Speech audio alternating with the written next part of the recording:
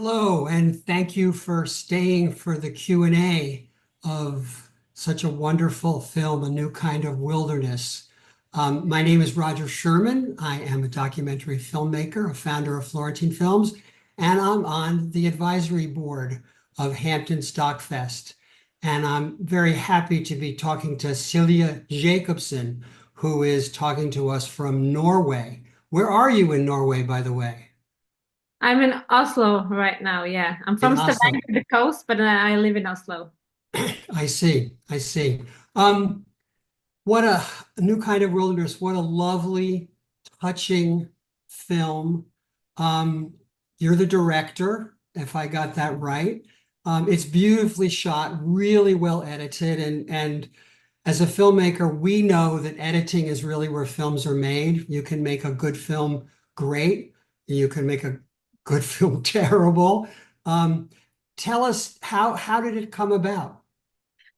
Oh, I will try. But thank you for inviting me. It's nice to be here. I discovered the Payne family 10 years ago, and I was in the process myself of I was started to be, wanting to become a mother, and just Maria's blog, her like the photos and the stories from their everyday life and their struggle to be wild and free. It amazed me so. I saw their universe as a series then, but unfortunately it didn't come through. So we kept in touch, and then she was sick, and a couple of months later she died. And then I felt this urge to tell her story, her visuals and stories, but now they were in with her family, following them through their new processes and also getting through loss. So it was different dimensions, but my first idea of it started 10 years ago. Wow, it's so intimate. It feels like your family. And I mean, Nick's personality, he's so even. He doesn't push his children. He lets the silence be. He allows them to process, to ask questions. And one of the biggest surprises is the kids are so self-aware. They're so natural talking about their pain. Mm. That's not normal for kids unless they've been in lots and lots and lots of therapy. Well, I guess they are because of who Nick is and their relationship. Can you talk about becoming part of, in a sense, the family and Mm. getting them to trust you and how long that took? Mm. I think because first when I reached out to Nick, I saw them 4 years earlier when I tried to pitch the series. And I only met them once, but they knew that Maria wanted me to make a film. So that was the reason for him to say yes in the first place. You know, asking a person, can I be with you in the most difficult part of your life and film it and film your children? It's quite a task to take upon yourself. But I think for him, knowing that Maria would have wanted it, that was the reason he said yes. And they felt quite alone, you know. There was him from England being there with his children, and I came there, and I felt my presence was it was good for them. And I wouldn't do it if it I didn't made them feel comfortable or it wasn't good for them for me being there. But so I started, and I used a lot of time with them without the camera as well. You know, paying attention, playing cards with them, going around being interested. And then I put up the camera and then I take it down again. And it was like 60% only me. So, and you know, they're so used to being filmed or taking photographs by Maria. So they were so comfortable and natural in front of the camera. And it was, and I couldn't direct the children. You know, they did whatever they wanted to. So I just needed to be there. So no, it was really a pleasure to film them, and as well that to have them being so natural and not trying to perform as often, you know, they can do it in the first time of filming. It takes some time and they get used to it, but they were like used to it from day one. Amazing. You know, as filmmakers, we're always hoping that things will happen during the production of a film that were unexpected, that takes it to new places, that gives it new drama.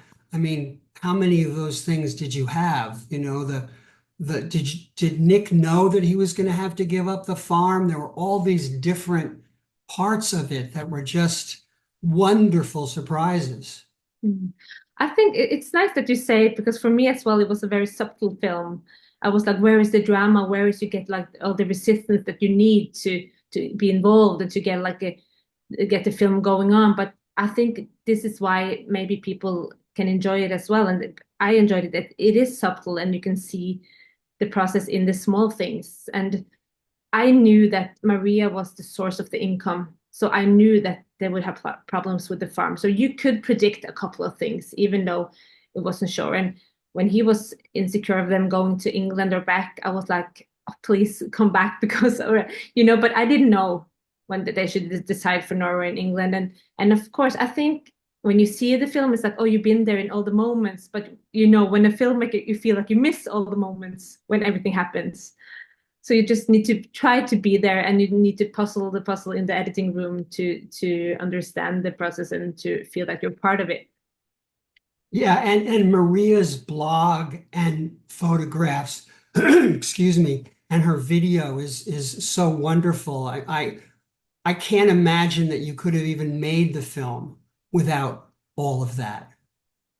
Yeah, I think that was a premise for me. And it was honestly, it was like the broadcaster in Norway, we had the co-production with them, and they said in the start, like, can you make the film without this? And I'm like, no, no way. This was the core for me. I started the film, I knew that the film would start with her voice and her photos, and I knew that it would end with her.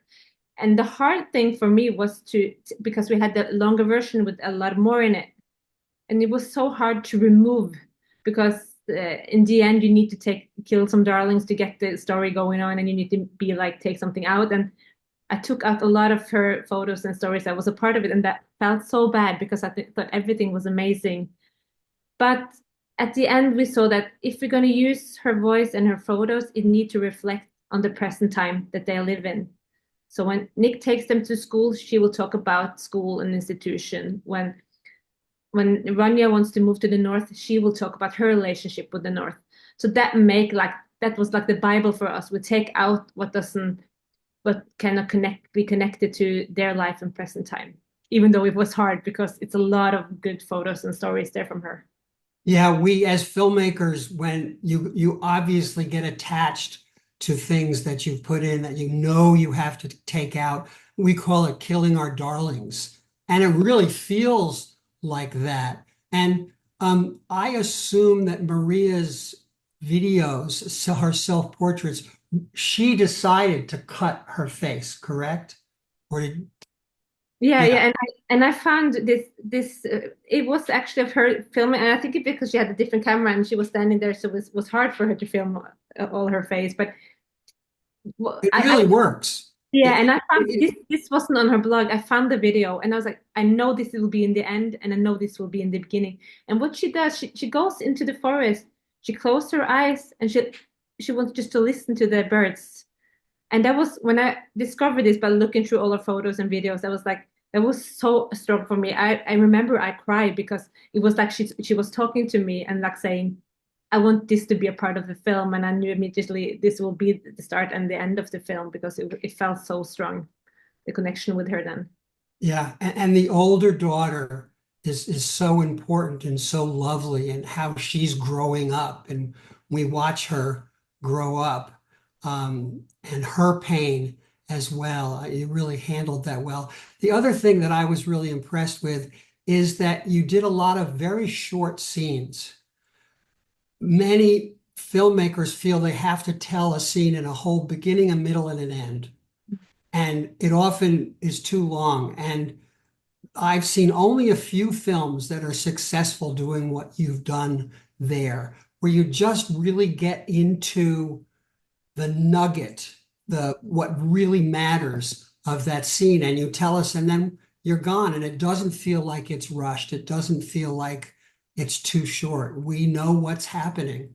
Was that a struggle? Did you know in advance? Did you have very long scenes that you down, down, down? How did you make that decision? Because it wasn't just once, it was quite a few of the scenes. Yeah. And I think it's well noticed because a lot of people, especially non-filmmakers, they will say that because it's a subtle film and it's slow in a way, but as you say, the editing in the scenes are really, really hard. And then I think it's great that you just see it because it was hard in the editing room, but then we made to the core of what each scene would tell.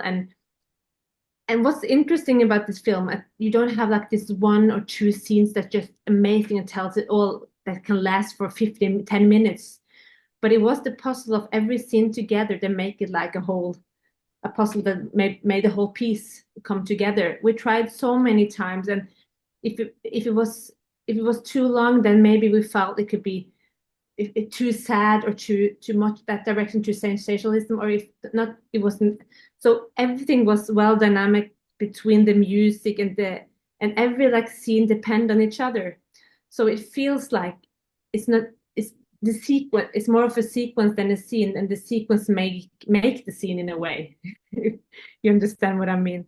Yes. And So it feels like a cinema verite film. It feels like you're not in the way. It feels like you're just watching, watching, watching. But clearly you are directing. My guess is that you are moving them a little bit this way, a little bit that way. The most in the car driving to school, when the daughter says, I want to go to school, that felt to me like that wasn't spontaneous. That did you move her a little bit? Can you talk about when you asked, did you ask her a question about that because it had already come out? Or was that truly spontaneous? It truly, feels so natural. yeah, truly, honestly, spontaneous. And you just need to remember, I've been filming them for 10 minutes before that, but I knew them so well, and I knew that she's been hanging with her friends. And I could see in her that she was like, because she said to me earlier that like, I want to go to that place and that place. And I knew that Nick wanted her to camp that day. So my thing was just to like to stay on her and hoping. And honestly, it wasn't I when they talked about it then, I stressed so much having like being focused in the car. So it wasn't until I came home and looked through the material that I saw what how strong the scene was, and how like the amazing turning point of Freya now just wanting to set her limits for herself, deciding for herself. It's one place where I asked her a question and where I asked her to ask Nick about something, and that's where they go out chopping the trees. And she said, "Why do we live differently than other people and don't go to school and stuff?"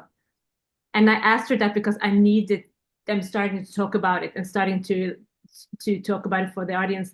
And I think that's more or less the only place I've asked them a specific thing to start it. Amazing. But of Amazing, course, amazing children. I mean, they're just so self-aware that it's I want to be adopted by Nick. Are you kidding? It's no, I think it's important for Nick to say, because I think he felt that people come up to him, and I just talked to him 2 days ago, and he said, "I think it's unfair because I'm not perfect dad at all. I have so many struggles, and I've been so depressed in my own private space, and I didn't see Freya, who was only." So I think he's like, "No, it's not fair that everybody should believe that I'm like the perfect dad because he feels that's wrong." So, but we don't feel he's the perfect dad, and he shares so much of his pain. And I think, as you said, you could have made that film so it was all pain, hmm. but you left joy in there. And we have to balance as filmmakers how much of it is left in, and leave the audience with hope, which you did so well. Yeah, and I think it's because as a documentary filmmaker, you're often interested, of course, in hard topics and tough topics and topics that really can hurt. And everybody said you need hope, you need to have hope. So it's not like, but in this film, I'm not forcing the hope, because when I came to them and filmed them in their natural environment and see them together, it's just what comes out of it. So there are so much love, and the relationship between them, and their way they're dealing with nature and each other. It is hope and it is love. So even if it's a story about loss, I think it's also a story about love. Has Nick and the kids been to screenings, like festival screenings, big screenings? Oh yeah, yeah. They travel because obviously I have two children. I can travel to all of the festivals, and it's been so nice that they've been going instead of me.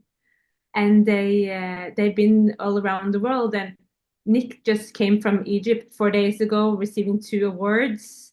And Ronja came home from Lübeck, from Germany, yesterday. And Ronja and Freya will go together to Rome for the film festival. They all went with me to Sundance, and And they were so, of course, for Nick, like letting me film them and his children, he was afraid of what, like, how it will be for the children. And Sure. for them going to this big screenings, people from around the world come up to them and say, "Thank you. This film means so much to me." It's been amazing, and it's been amazing for them to see this, really. That's great. So you were at Sundance. You won something at Sundance? We won the Grand Jury Prize for Best International Documentary. Fantastic. Yeah. That's really great. How long did it take to make? It took like from the start to the end 4 years, but more or less like 3 years in total for production value. Yeah. Yeah, where we're not getting paid for all that time. Oops, No. don't. So we do a lot of other things at the same time as well. Yeah. We need to have other projects going on to get. Good. And distribution, how can other people see it? We have to get our audience to tell everybody they've ever known how their friends can see it. It's such an important film. Yeah, that's so nice. And we hope for, we still, but unfortunately, we haven't got distribution in the US. We have it around the world, but not in the US. So finger crossed that something will happen, or but it will be on festivals, and I hope for some educational screening. So I just hope that's the most important thing, that people will see the film and reflect on their own life, and so I hope it will have a wide life in the US as well. And a next film, Silja? Next film is, I always said I've never filmed my own family, and now I'm filming my own family. My children and myself. I put myself in front of the camera. I think it's a good practice when you're a documentary filmmaker and you depend so much on other people. And now we're in front of the camera. It's a Christmas mystery actually. I'm going to film everything in this December. We're going to find out who is sending a mystery package to my family. They've been doing it for almost 30 years. It's a lot of Christmas gifts, and we've been around the world, around the news to try to figure out who it is. And the thing is that the presents start coming when my husband lost his brother 30 years ago, when my husband was a child. So yeah, so that's what we're doing. Different story, totally different project. We're going to film everything in 12 days, but we hopefully will have an international potential, and maybe I'll see you again talking about that. Absolutely. It sounds great. Good luck with that. Silje Jacobsen brought us a new kind of wilderness. We thank you so much for letting us watch it today and wish you the best of luck. Thank Take you. care. Thank you so much for having me.